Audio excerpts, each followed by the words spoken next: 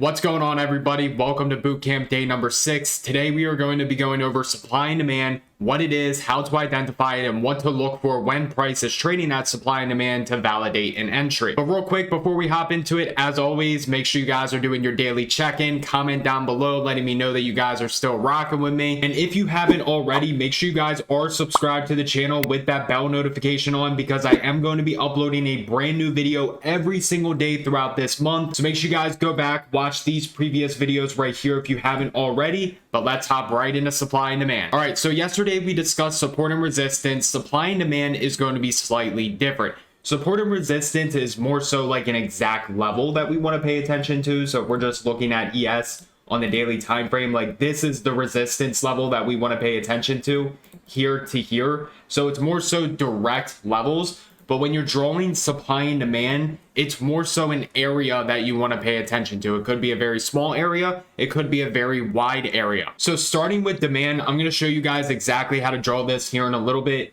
But demand is going to be an area of support. So if we're looking at the daily time frame on ES, demand is going to be unfilled buy orders waiting in the market to be filled. Because you got to imagine these big funds that are trading with a lot of size, they're not going to be chasing the market up. They're going to wait for the market to come back to their buy orders. And as price comes back down towards those buy orders, also known as demand, they start to get filled. And as we can see, price then made another continuation to the upside. Here's another example right here. Again, I am going to show you guys exactly how to go about this. There was unfilled orders, price came back down, filled those orders, and then we saw a nice push to the upside. So again, demand is going to be unfilled buy orders in the market. As price comes back down towards that area, we should be looking for those buy orders to get filled. Look for bullish price action. And if we start seeing that bullish price action, that then confirms that support area, that demand area, and we should be looking for more upside from there. So if I was looking at ES at this time, as price is coming down into demand,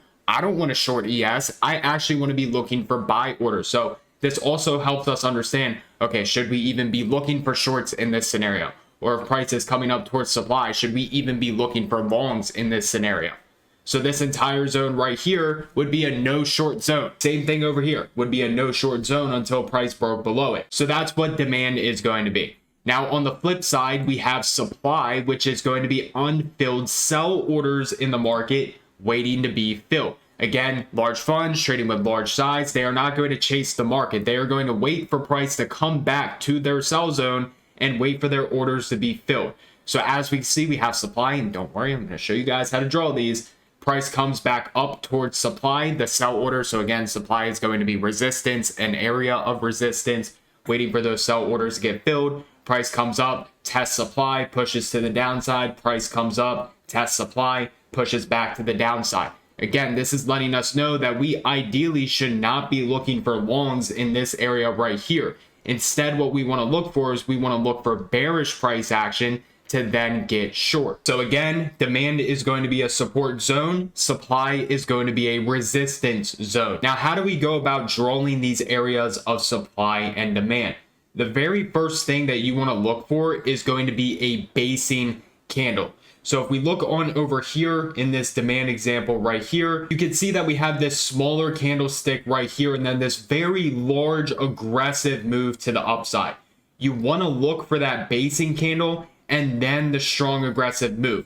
Over here was a small green candle before a large aggressive move down. When we get this strong aggressive move, it leaves orders that are unfilled in the market. And again, these big funds, they are not going to be chasing the market to the downside or to the upside. They're going to wait for price to come back and retest that area to then either get their orders filled to sell or orders filled to go long. So as we see right here, we have a small green candle, large aggressive move down, small green candle, large aggressive move down, small red candle, strong aggressive move up, small red candle, strong aggressive move up, small red candle, strong aggressive move up. And I could probably point out hundreds of different examples on this, and supply and demand actually ranges from multiple different time frames as well. And we will be going over the time frames that I personally use to identify supply and demand.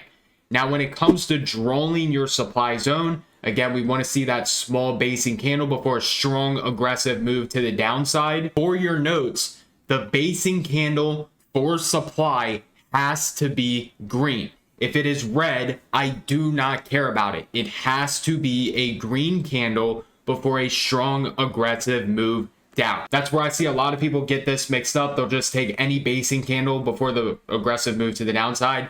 It has to be green. So because this basing candle was green and then we had a large aggressive move down, this would be considered supply. Because this was a small green candle before a strong aggressive move down, this would be considered supply as well. So one more time, again, the candle has to be green before the strong aggressive red candle move down. As far as demand, the basing candle needs to be red before the strong aggressive move up. So because we have that basing red candle right here before a strong aggressive move up, that is going to be considered demand. We have a basing red candle here before a strong aggressive move up, that is going to be demand. If this basing candle is green before a strong aggressive move up, it is not demand. It has to be a red candle before the strong aggressive move up. If that is the case, then yes, that is going to be a demand zone. So now, how do we draw these zones correctly? So going back to these two supply examples over here, there's actually a couple different ways that you can draw it, and it depends on the wicks. So as we can see in this example right here, the red wick is higher than the green body right here. What I would do is take the high of that red wick down to the opening of that green candle right there. I'm not taking it down to the wick, even though the wick was, hardly below it. I take it to the body. Some people take it the whole way down to the wick. It's personal preference at that point. But again, I'm taking the high of that wick all the way down to the opening of that green candlestick. Same thing over here. I am taking the high of this red candle wick down to this opening of the green candle right there. If you want to, you can take it down to the wick. It's just going to make the level a little larger, which personally, when I'm drawing supply and demand, I like to keep my zones smaller. So again, it's just personal preference. Now, if we head on over here, we actually have another supply zone. As you can see, we have this basing green candle before a large aggressive move to the downside. But this time, notice how the green wick is above the high of the red wick. Because of this, I would take the high of the green candle down to the opening of the green candle. So right there. So again, in this scenario right here, I would take the wick of the red candle down to the opening of the green candle. In this scenario, because the green wick is above the high of that red candle, I would simply take the high of the green candle wick down to the opening of that green candle. So it depends on how price action forms, which is going to decide, okay, am I taking this high to this open or this high to this open? Whatever the highest point is, that is what you are going to take. And it's going to be the same thing when it comes to demand. It's going to really depend where is the lower wick. So as we can see right here, this red wick is lower than the green candle wick. We have the basing candle and we have the strong aggressive move up, but the red lower wick is lower than this one. Well, if that's the case, I am going to take the low of that red candle up to the opening of that red candle, and then I am going to project it forward. Same thing over here. We have this basing candle right here. The red wick is below the green, so this would be my demand zone right there. Again, if you really want to, you can put it all the way up to there. Again, I just personally don't. So you could do that. Again, same thing here. Red lower wick up to the opening of that red candlestick. In this example right here, you can see that the lowest point is going to be this green wick right there. So as a result, now instead of taking the lower red wick to the opening of that red candle, we would take the low of the green candle to the opening of that red candlestick, and then we would project it forward, and that would be our demand zone. So again, it's really going to depend on the overall price action between the large aggressive move down or up and then the basing candle. So that is how you are going to draw your supply and demand zones. Now for me, when it comes to drawing these zones, I usually will look at a weekly time frame to see if there is any weekly supply. So as we see over here on ES, there is actually weekly supply all the way up at these all-time highs up here. If we look over here, there is weekly demand right here. And if we look over here, depending on next week's price action, there could potentially be weekly supply right there. Just like everything else, when it comes to chart patterns, support and resistance, Fibonacci, etc., the higher the time frame, the more important it is going to be. So if we form weekly supply up here, that's going to be a really important level.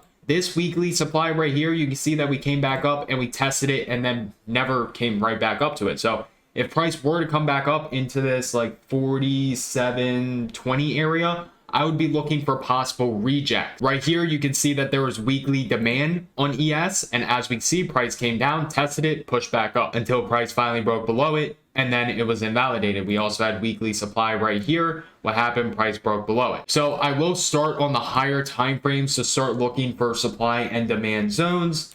As we see over here, there is a demand zone right there on ES. Boom. But I'll start on the weekly and then I'll break it down to a daily, start looking for any other areas of supply and demand that are actually applicable to where current price is. So price is coming down towards weekly demand right there. If I don't see anything on the daily, I'll then break it down to a 4 hour. As we can see on the 4 hour, we actually have a zone inside of the weekly. And this is something that I did want to bring up. So the fact that we're seeing it right now, this is very important, is we can find smaller zones inside of larger zones. So when we see this happening, where we actually have a smaller zone inside of a larger zone, I actually prefer to watch that area right there. So we have a mixture of weekly demand in this area, but then also we have 4 hour demand right at the bottom of the zone. If I am going to be using supply and demand, I want to watch personally this entire 44.26 all the way down to like 44.10 for a bounce. That would be the area that I would prefer. Again, I don't like these very large zones. I like to keep my zones smaller. So that could be a possible area, even all the way over here after price were to break below that weekly demand. We do have 4 hour demand all the way down here. So if price came down to it, this is a relatively small zone. I would be looking for price to potentially bounce. Same thing over here. There was a demand zone. Price just broke right through it. Try to hold it here, but once it broke below it, it was no longer applicable to current price. So after I'm done on the 4 hour, I then will go down to a 2 hour. Are there any other zones that I could potentially watch? There was a 2 hour zone right here. Price didn't really respect it too much.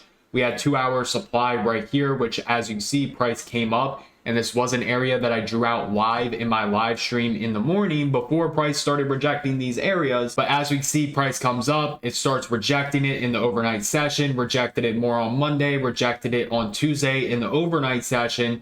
And then as we see from there, price started to flush.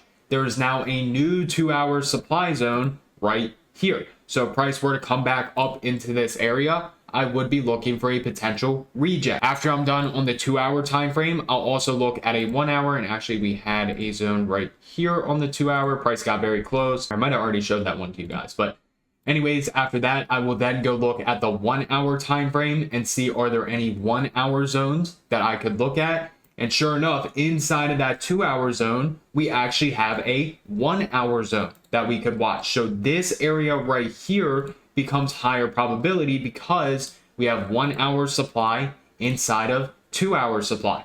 So if I'm going to look for a high probability reject, it would be 45.50 all the way up to 45.61. So again, when we have supply inside of supply or demand inside of demand, it makes it a higher probability area that we can watch. After the 1 hour, I'll break it down to a 45-minute sometimes, and then a 30-minute.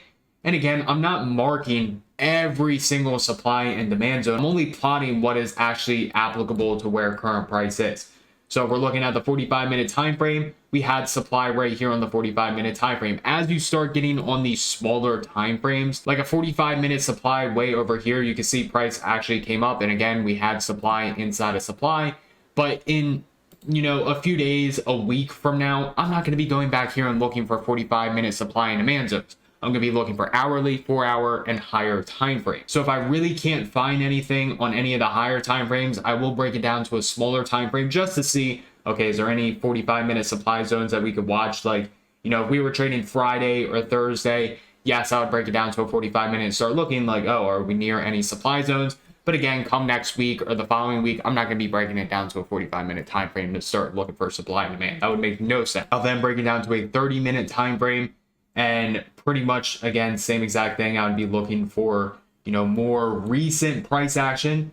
And on side in the 30-minute time frame, as you see right here, we had that previous supply zone. Then we had another supply zone. And then on top of that, we have another supply zone. So we actually have 3 supply zones inside of this one area right here. So if price were to come up to this area, that would be a very high probability reject that I would be watching. So that is going to be how you draw your supply and demand zones and the timeframes that I personally use when plotting them.